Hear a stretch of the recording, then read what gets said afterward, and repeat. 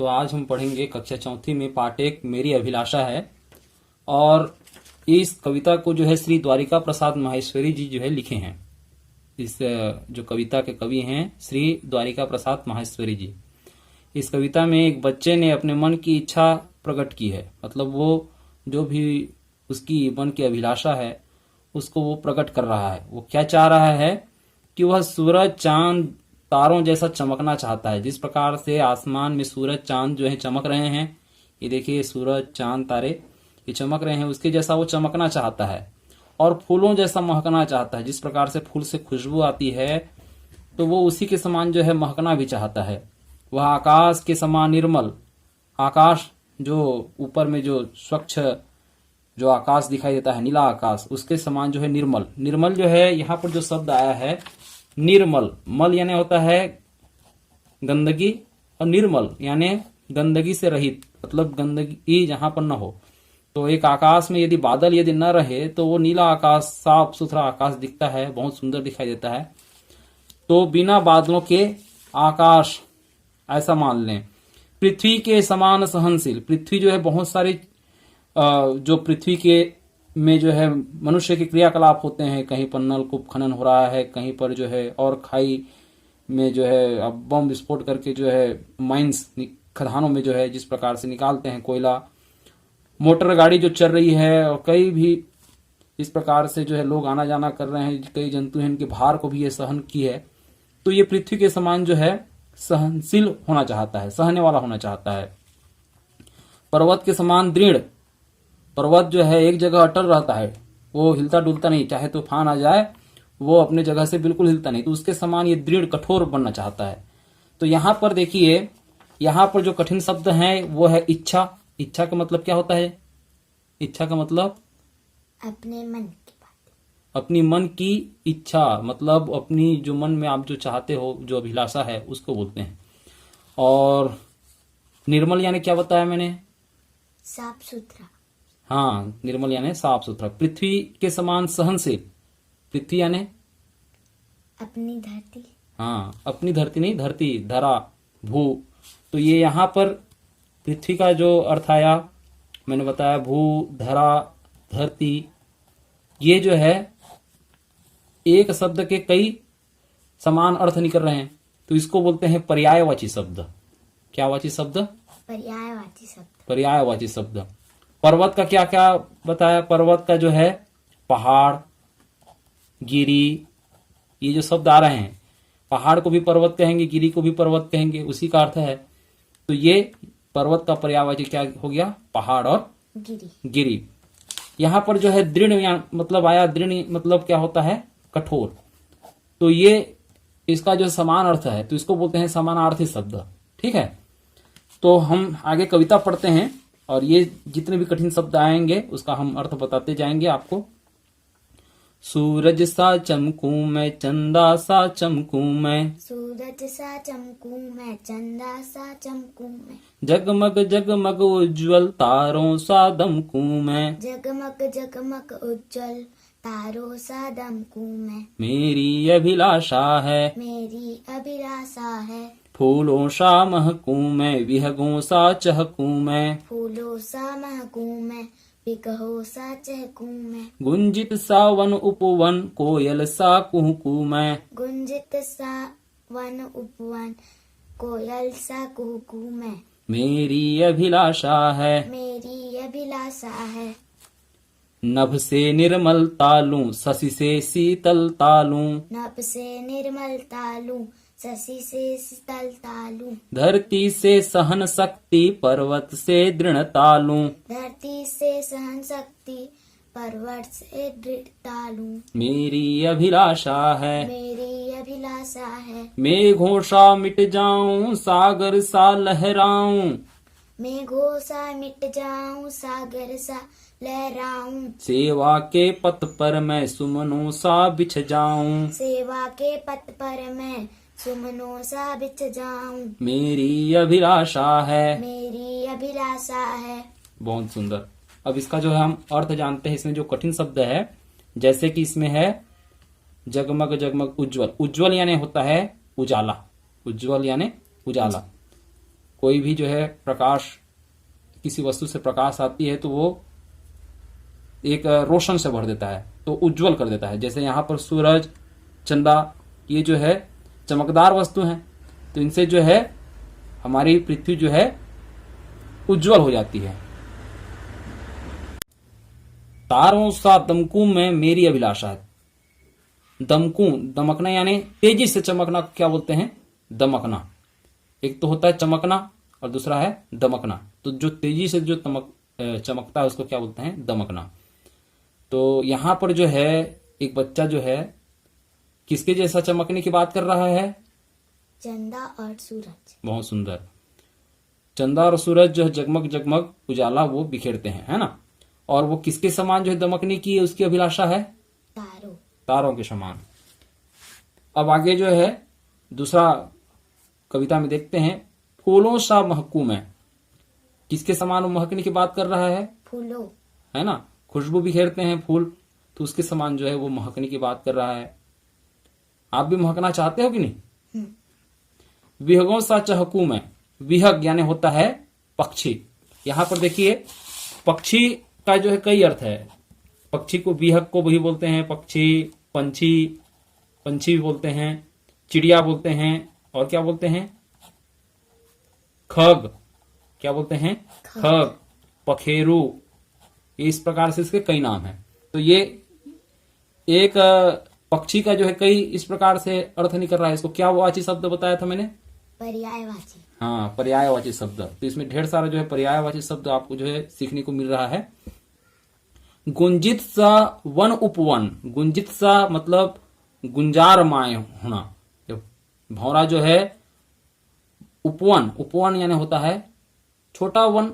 मान लो तो बगीचा को बोलेंगे, बगीचा को हम क्या बोलते हैं? उपवन। और वन यानी जंगल। वन यानी जंगल। वन यानी जंगल होता है, कानन होता है। और उपवन को बाग बोलते हैं, बगीचा बोलते हैं। तो ये भी पर्यायवाची शब्द है। तो वन उपवन, गुंजित सा, जिस प्रकार से जो है वन उपवन में जो है भौरा जो है गुंजित होता रहता है, तो उसके समान जो है वो गुंजारमान होना चाहता है। कोयल सा कुहकू में। और कौन कुहकता है? किसकी बोली को कुहकना बोलते हैं? कोयल। कोयल। तो कोयल के समान कुहकना चाहता है, उसके समान। मतलब कोयल की बोली कैसे होती है? मीठी होती है कि कर्कश होती है? मीठी होती है ना। तो कोयल के समान वो मीठा बोलना चाहता है बच्चा, ना कि कौवे के समान जो है काव काव करना चाहता है, कर्कश आवाज निकालना चाहता है। तो कोयल सा कुहकू में मेरी अभिलाषा है। उसकी क्या अभिलाषा है? कैसी बोली बोलने की है? कोयल सा। ठीक है। आगे जो कविता में नभ से निर्मलता लो, हमने आगे पहले बताया था। नभ से, नभ यानी क्या होता है?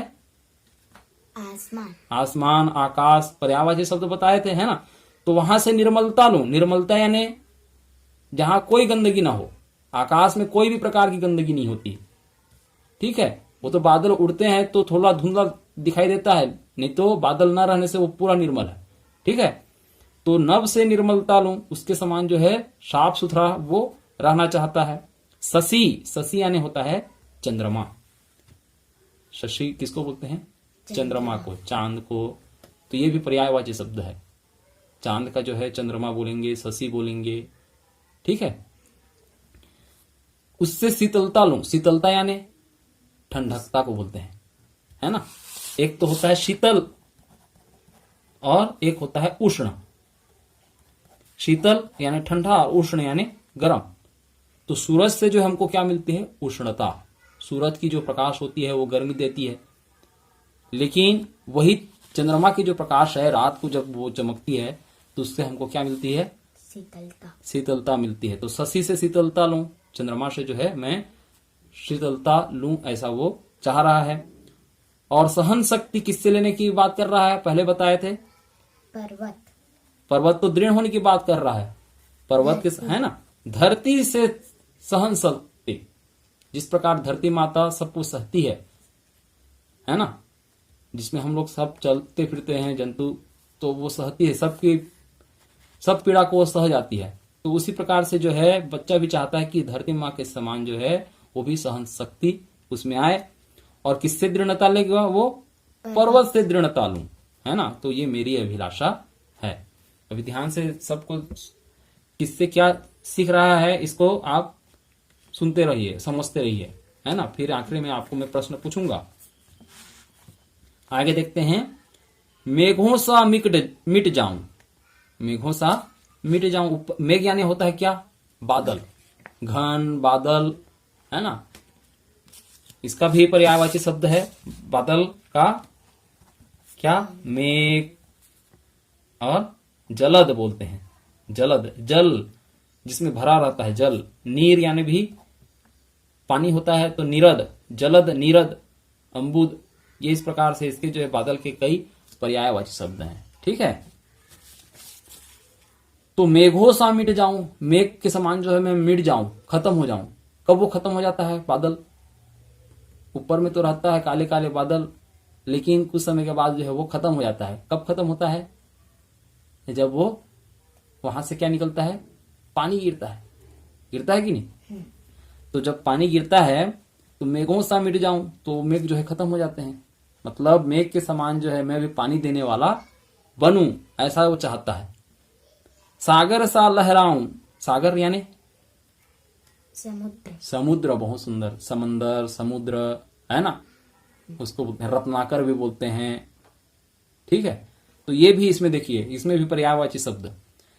सेवा के पथ पर मैं सुमनों सा बिछ जाऊं, सेवा के पथ पर, सेवा के पथ पर मतलब सेवा के पथ पर जो सैनिक जो है देश की सेवा कर रहे हैं, उनका जो रास्ता है, जो देश की सेवा कर रहे हैं सैनिक लोग, उनके पथ पर, पथ यानी होता है मार्ग, रास्ता, राह, है ना।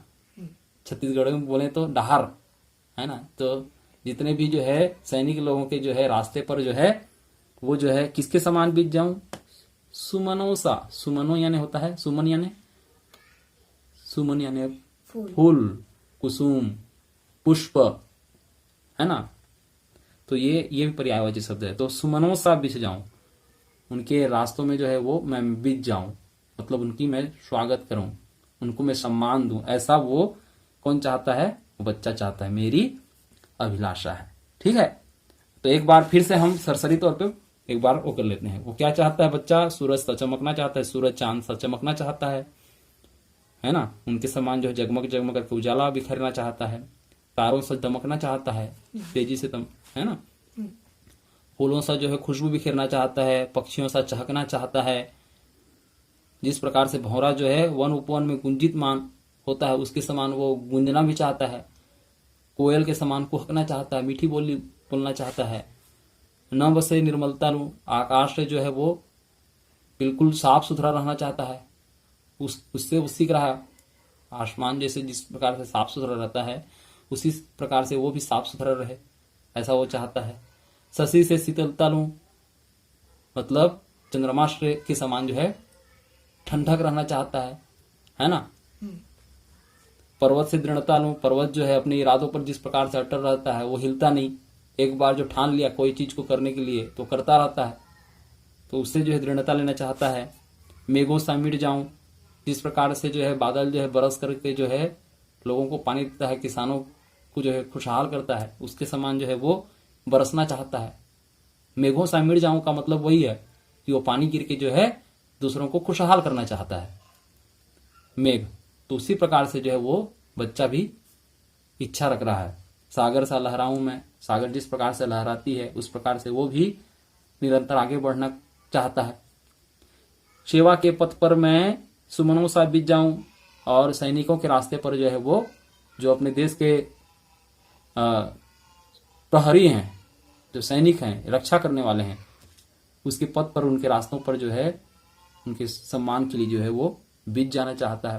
तो ये सारी जो है बातें उसकी अभिलाषा है। ठीक है, समझे कि नहीं। हाँ, अभी हमने बहुत सारे जो है पर्यायवाची शब्द ही बताए, जिसमें से सूरज, चांद, तारे, फूल, पक्षी, है ना, नभ, शशि, ये सब का अर्थ भी जाना। चलिए, आपको कितना याद है, कितनी बातें याद हैं, अब ये टेस्ट करते हैं आपको, है ना, कि आपको जो है कितना चीज जो है याद है। अभी देखो, इसमें शब्दार्थ है आपके पुस्तक में। अभिलाषा यानी इच्छा होता है, विहग यानी पक्षी, उपवन यानी बगीचा, नभ यानी आकाश, चमकना यानी तेजी से चमकना, सब चीज के बारे में हमने आपको बताया है ना। ठीक है। शशि यानी चंद्रमा, मेघ यानी बादल, पथ यानी मार्ग, सुमन यानी फूल। अब मैं प्रश्न पूछ रहा हूं, उसको बताना आप। अभी जो हमने पढ़ा कविता, उसमें किनके जैसे चमकने और दमकने की बात कही गई है? किसके जैसा वो चमकना चाहता है? बादल बोलता हूं, बादल के समान चमकना चाहता है कि फूल के समान चमकना चाहता है कि तारों के समान चमकना चाहता है कि सूरज तारे, है ना, चांद? बताइए। सूरज और चांद। सूरज और चांद जैसा चमकना चाहता है, ठीक है। और किसके जैसा दमकना चाहता है वो? तारों। ठीक, तो उसको पूरा उत्तर दो। कविता में सूरज और चंदा जैसे चमकना चाहता है और तारों सा दमकना चाहता है। बच्चा नभ यानी आकाश, तो बच्चा नभ, शशि, धरती और पर्वत से क्या क्या लेने की अभिलाषा करता है? अच्छा मेरे को बताओ, नभ से वो क्या सीखना चाहता है, क्या लेना चाहता है नभ से? निर्मलता की शीतलता। निर्मलता। हाँ, याद रखना। और शशि से क्या लेना चाहता है वो? शीतलता। हाँ। धरती से? सहनशील। सहन शक्ति, है ना। और पर्वत से? दृढ़ता। दृढ़ता। ठीक। बच्चा किनके पथ पर फूल के जैसे बिछने की अभिलाषा करते हैं? सेवा के सेवा के पथ पर, है ना। बच्चा सूरज और चंदा के समान जो है चमकना क्यों चाहता है? क्यों चमकना चाहता है वो पूरी जग को रोशनी देना चाहता है। हाँ, जिस प्रकार से जो है हम चमक करके जो है, मतलब हमारे चमकना किस प्रकार से कि हम दूसरों को रास्ता बता सकते हैं, है ना। सूरज और चांद जो है चमकती है तभी तो हमको दिखाई देती है रास्ता, तो उसी प्रकार से हम चमक करके जो है दूसरों को हम रास्ता बता सकते हैं। फूलों में क्या गुण होता है? फूलों में महक की गुण। हाँ, महकती है ना, तो हम भी अपने अच्छे काम से जो है महक सकते हैं, है ना। बच्चा फूलों से किन गुणों को लेना चाहता है? जिस प्रकार से फूल जो है महकता है उसी प्रकार से जो है हम महक सकते हैं, है ना, अच्छे काम कर सकते हैं। किस पक्षी का कौन सा गुण बच्चा अपनाना चाहता है? ऐसा कौन सा पक्षी की बात हुई थी बताओ, जिससे वो कौन सा गुण लेना चाहता है? कोयल। कोयल से कैसा गुण? मीठा बोलने का। मीठा बोलने का, बहुत बढ़िया। कविता में तुम्हें कौन सी पंक्ति अच्छी लगी बताओ तो। अभी कौन सा पंक्ति अच्छी लगी इसमें से हम जो है पढ़ा, कौन सा पंक्ति आपको अच्छी लगी? सूरज और चंदा। सूरज सा चमकू मैं, चंदा सा चमकू मैं। अच्छा ठीक है, बहुत बढ़िया। क्यों? क्योंकि चमक के हम पूरी धरती को रोशनी दे सकते हैं। ठीक। ऐसे दो फूल का नाम बताओ जिन्हें तुम जानते हो। गुलाब और कमल। ठीक। और तुम दूसरों की भलाई के लिए कौन कौन से कार्य करना पसंद करोगे? क्या क्या दूसरों का भलाई कर सकते हो? दूसरों की मदद और दूसरों को रास्ता बताना। अंधे हैं तो रास्ता है, नहीं विकलांग है तो उनको जो है करना, सहारा देना। गर्मियों के दिनों में पानी पिलाना भी सकते हो, है ना। गरीबों की सेवा कर सकते हो। ठीक। अच्छा, तुम्हारी क्या बनने की अभिलाषा है? तुम भी तो बड़ा होकर कुछ बनना चाहते हो, है नहीं? अभी तो कविता में तो बहुत सारी बातें बताई गई, लेकिन आप खुद क्या बनना चाहते हो बड़ा होकर के? मैं डॉक्टर। है ना। अभी जो है जैसे कोरोना के समय जो है डॉक्टर लोग किस प्रकार से सेवा कर रहे हैं, नहीं, इस प्रकार से सेवा करना चाहते हो, बहुत बढ़िया। ठीक। तो बहुत अच्छा, आपने अच्छा जाना, है ना।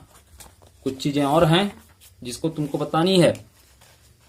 सूरज का दो दो पर्यायवाची शब्द बताना है। तो मैं बहुत सारा बताया, सूरज को क्या क्या बोलते हैं? और सूर्य। हाँ,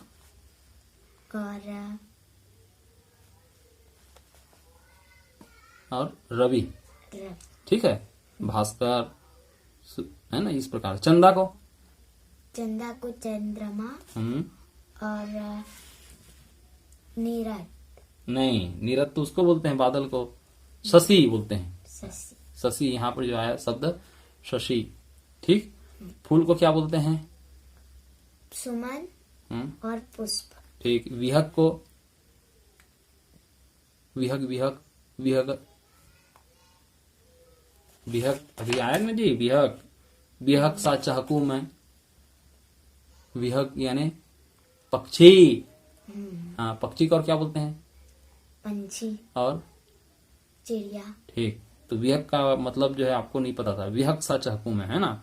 नभ यानी बादल और नीरद।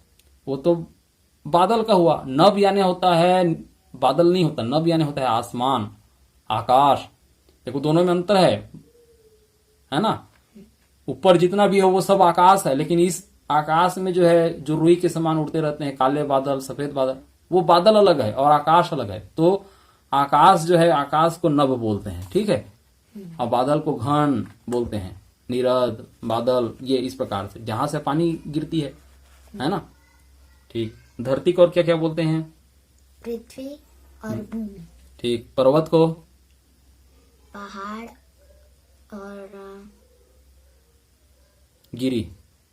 मेघ को अभी बताए, मेघ बादल हाँ, और नीरद। नीरद। ठीक, अभी आपको जो है उल्टा शब्द बताना है। धरती का उल्टा क्या होता है? धरती का यहां पर देखो, छाटो, यहां पर है आपको। धरती का उल्टा